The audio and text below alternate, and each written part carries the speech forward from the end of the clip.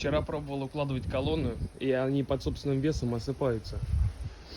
Получил по голове камнем, посидел, подумал. В общем, гипотеза о том, что нужно укладывать постепенно, подтвердились. То есть уложили там ряд 2, дали чуть подсохнуть и укладываем дальше. Ну и вот таким вот образом поднимаем колонну. Укладываем на фиксаторы шва, как вот для клинкера. Мягкие такие, поролоновые. Удобные очень.